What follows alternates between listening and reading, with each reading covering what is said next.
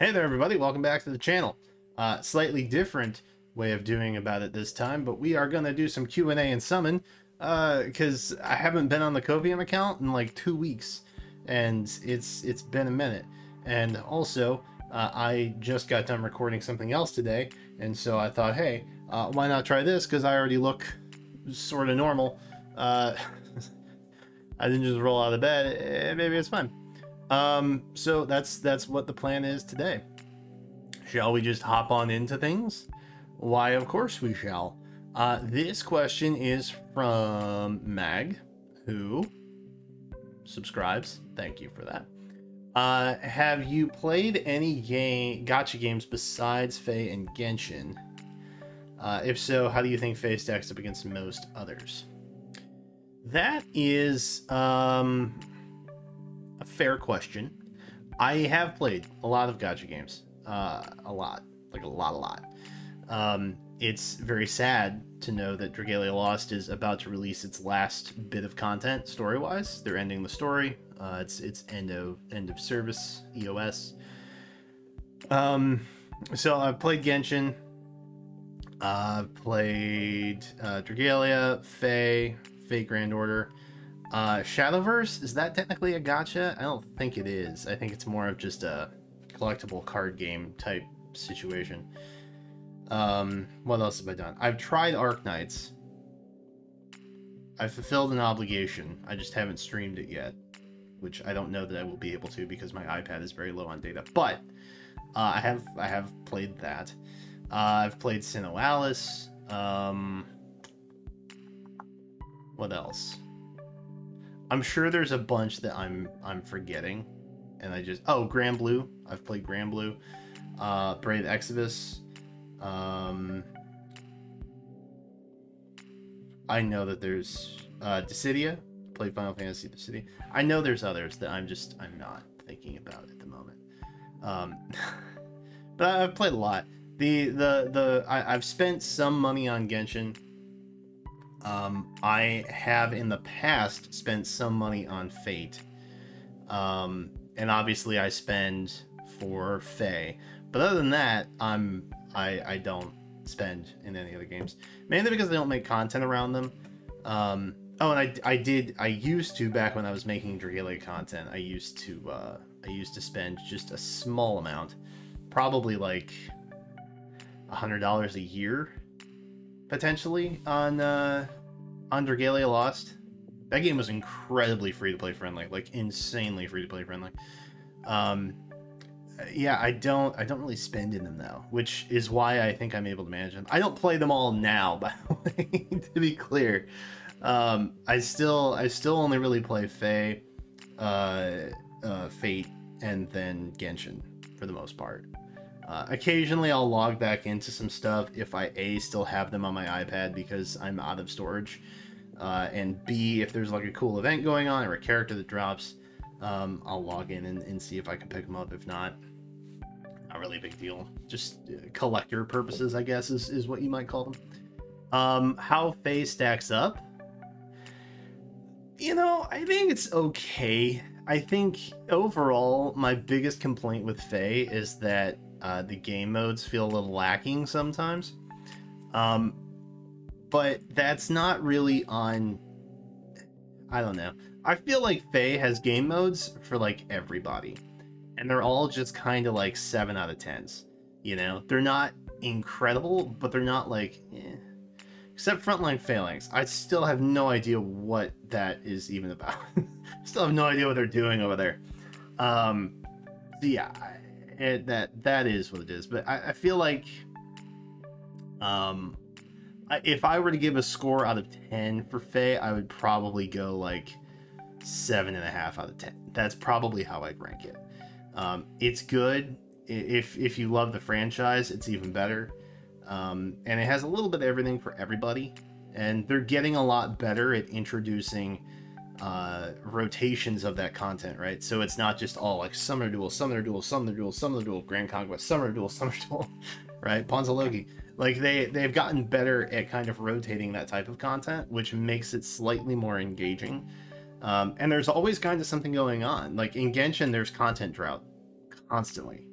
Okay, in Fate, it feels like there's too much grinding happening, right? I feel like Faye has a nice kind of balance between grind and just content to enjoy, and that's something that I appreciate about him. Let's see, how we do? I did grind a little bit today for the Forging Bonds. Oh shoot, who was on this? Hilda? Was Hilda on this? We'll try and grab a Hilda. I don't remember if Hilda was on this. Kinda seems like she'd be a Hilda fan. I'm sure she would be. Hilda, am I right? Dude, the Copium account's literally insane. The Copium account is literally insane. I can just come back after like 3 weeks and...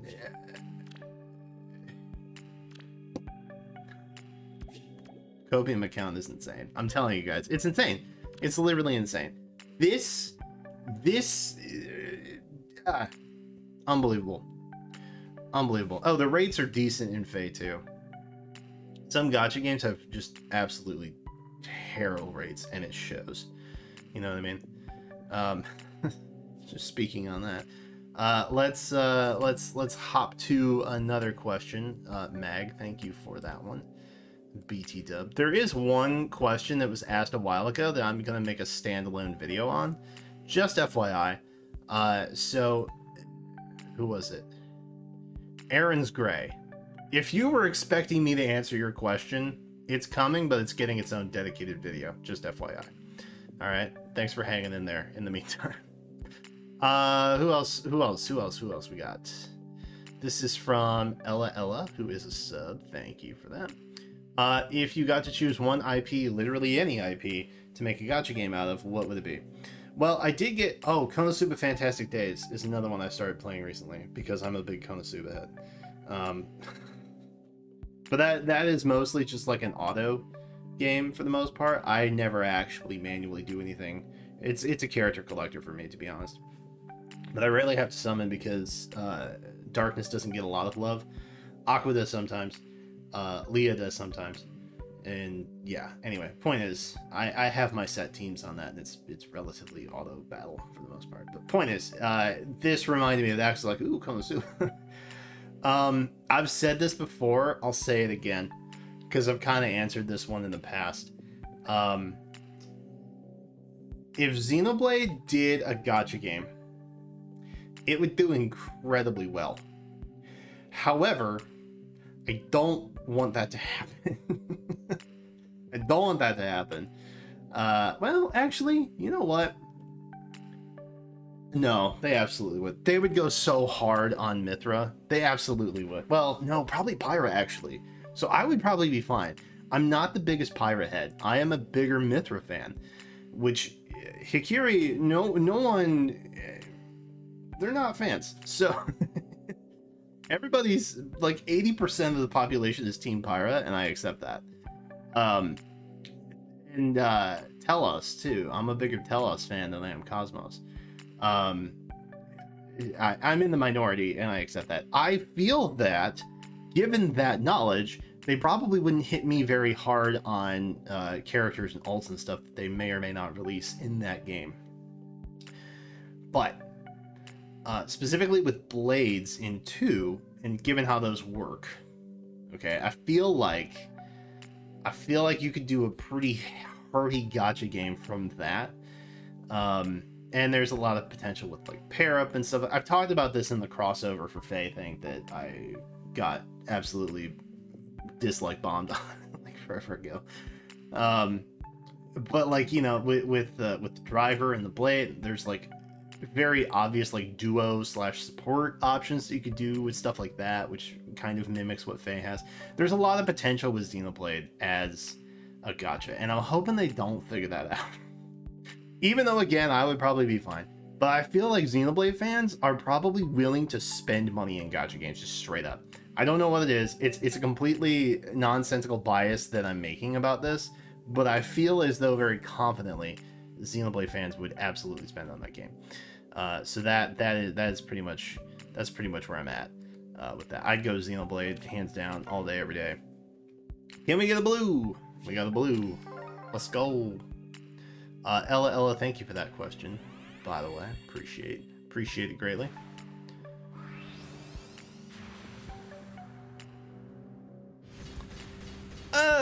We're Azura adjacent. That's Azura adjacent, right? That's adjacent. I mean, Shigure, I mean, you know. Eh. Pretty close. Are these all summer banners? These all summer banners that are left. Maybe I'll it's 8 days.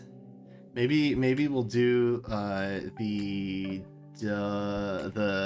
remix. Maybe we'll do the remix as our final pick here. Which we have. Who do we have?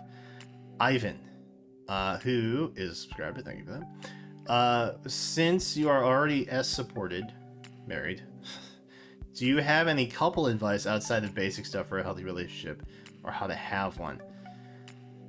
Oh boy. You know, I don't know that I have advice on this. I will say that Jenna and I just kind of like get along. We are not the same, to be clear. We are very, very, very different people. But we like each other enough that like that doesn't really bother. Like deep down, we'll say things. Like we'll say things to each other like, oh, really? Again? Like, oh, you're doing this again?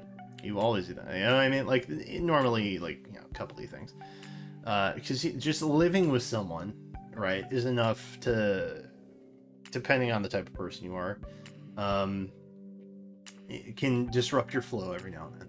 But deep down, Jen and I like each other enough that none of that actually really matters, you know. So I am lucky enough to not really have to worry about that too much. I will say that I am constantly always thinking of her benefit, I guess is how I want to phrase it. I'm always thinking of like my actions and how they're going to better her and her situation, things like that. My primary focus of care is not myself, it's her. And I think when you're in a relationship, you don't necessarily want to lose yourself, because that's not healthy, but you do definitely want to make the other person a bigger priority in your life. And so if you can't do that, or if that doesn't come naturally, I guess, you know, that might be something to evaluate. But I think overall, we're all just kind of figuring stuff out. You know, we're all just in it together. You can't, there's no book on life that tells you like how to get along with someone and live with someone and be committed to someone. And it's just something that kind of evolves naturally, and it doesn't always start easily. A lot of people like to romanticize like getting married and falling in love with someone as being just like perfect fit. Sometimes you got to work at it. Okay, like 98% of the time, you're just gonna have to work at it. And relationships are work, and that's just how it is. But if you care about the other person enough, then you know you guys you'll make it work. You know, love is love, and that's, you know, you figure it out. You figure it out along the way. Now I don't know if that's really basic advice or, you know, something like that, but you should always take time for yourself, and you should always try to make the other person a priority. That's kind of what I live by, because there are times when I'll get stressed out and I just need I need a minute to myself. You know what I mean? I need some me time. It's very important. You can't get so lost in the sauce that like you're living and dying for somebody else. It's not a healthy way to go through life. You know what I mean?